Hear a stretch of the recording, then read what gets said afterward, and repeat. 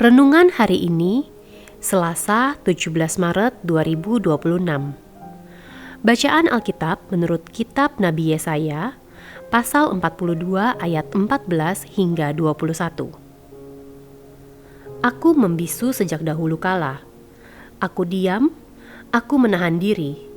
Sekarang aku mau mengerang seperti perempuan yang melahirkan. Aku mau mendengkus dan mendengus. Aku mau menanduskan gunung-gunung dan bukit-bukit, dan mau membuat layu segala tumbuh-tumbuhannya. Aku mau membuat sungai-sungai menjadi tanah kering, dan mau mengeringkan telaga-telaga. Aku mau memimpin orang-orang buta di jalan yang tidak mereka kenal, di jalur yang tidak mereka ketahui. Aku mau membawa mereka berjalan. Aku mau membuat kegelapan di depan mereka menjadi terang, dan tanah yang berlekuk-lekuk menjadi tanah yang rata. Hal-hal itulah yang hendak kulakukan kepada mereka, yang pasti tidak akan kuabaikan. Orang yang percaya kepada berhala pahatan akan berbalik ke belakang dan mendapat malu. Demikianlah mereka yang berkata kepada patung tuangan, "Kamulah ilah kami." Dengarkanlah, hai orang-orang tuli, pandanglah dan lihatlah, hai orang-orang buta. Siapakah yang buta selain hambaku, dan yang tuli seperti utusan yang kusuruh? Siapakah yang buta seperti suruhanku, buta seperti hamba Tuhan? Banyak yang kau lihat tetapi tidak kau perhatikan. Engkau memasang telinga tetapi tidak mendengar. Tuhan telah berkenan demi keadilannya untuk menyatakan betapa besar dan mulia pengajarannya. Helen Keller, seorang penulis dan aktivis kemanusiaan asal Amerika, sejak masa kecil hidup dengan keterbatasan pendengaran dan penglihatan. Ia berkata, "The only thing worse than being blind is having sight but no vision." Artinya, yang lebih buruk dari kebutaan adalah bisa melihat tetapi tidak punya visi. Kutipan ini mengingatkan bahwa kemampuan melihat tidak otomatis membuat hidup punya arah. Dalam kehidupan rohani pun demikian.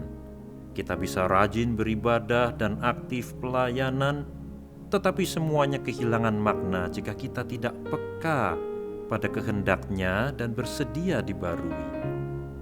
Yesaya 42 ayat 14 hingga 21 lahir dari situasi pembuangan ketika umat merasa Tuhan diam dan jauh.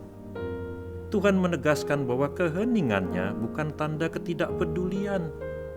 Pada waktunya ia bertindak dengan kuasa, bukan sekadar mengubah keadaan dari jauh, melainkan hadir sebagai pribadi yang menolong dan memimpin. Karena itu, ia berjanji menuntun orang buta melalui jalan yang tidak mereka kenal, mengubah kegelapan menjadi terang, dan meratakan jalan yang berlekuk-lekuk. Janji ini menegaskan penyertaan Tuhan. Ia bukan hanya menunjukkan arah, tetapi menuntun umat saat kehilangan arah. Namun, teks ini juga mengingatkan bahwa ada orang yang melihat tetapi tidak memperhatikan, dan memasang telinga, hearing, tetapi tidak mendengar, listening. Di sini yang dipersoalkan bukan mata dan telinga secara fisik, melainkan sikap hati. Apakah kita mau peka, menerima dan menanggapi kebenaran, atau justru mengabaikan dan menolaknya? Mari kita berkomitmen untuk hidup taat dan setia pada kehendak Tuhan. Mari kita hidup dalam kebenaran, serta mempercayakan hidup ke dalam penyertaan Tuhan. Hindarilah cara hidup yang menghakimi dan kebiasaan menunda melakukan kebaikan. Bangunlah hidup yang inklusif, yang membuka ruang bagi mereka yang terpinggirkan, termasuk saudara dengan disabilitas, melalui sikap yang saling menghargai dan mendukung. Dengan demikian, terang Tuhan bukan hanya kita pahami, tetapi benar-benar kita jalani. Marilah kita berdoa. Tuhan, bukalah mata dan hati kami agar setia berjalan dalam terang kehendak-Mu.